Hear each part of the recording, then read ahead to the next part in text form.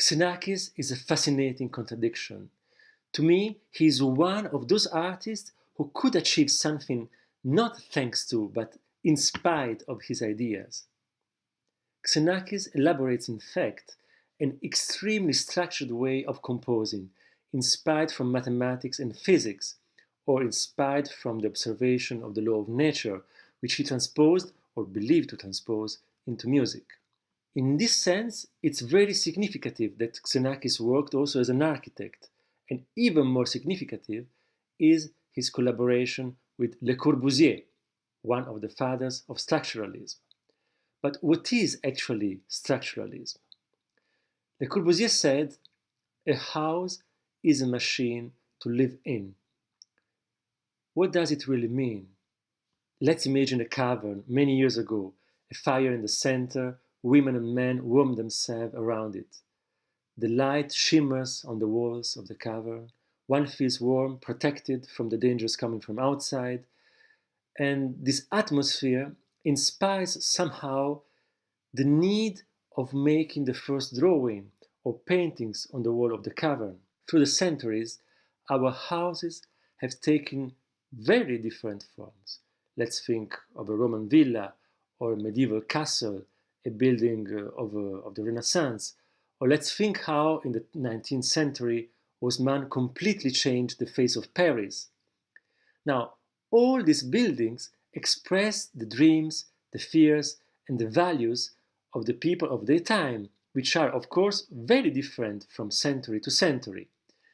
In other words, in any building of the past, you'll find decorations or structural elements symbolizing that the building is something more than a place with a kitchen and a bed.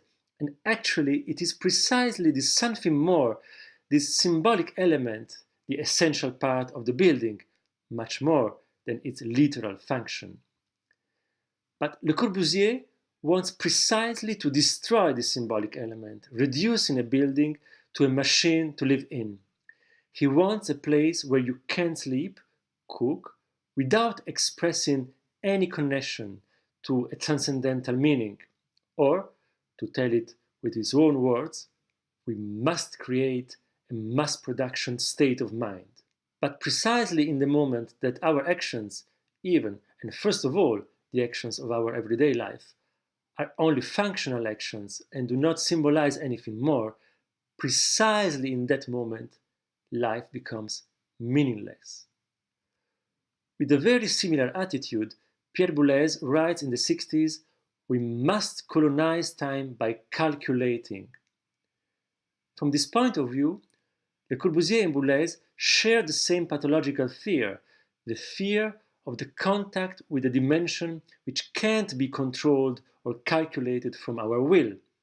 Of course, this fear is shared from an entire generation right after the World War II, a generation which, having lost its faith in the possibility of a transcendental meaning, tries to find this meaning with calculations, substituting the ancient meditative thinking with the calculative thinking.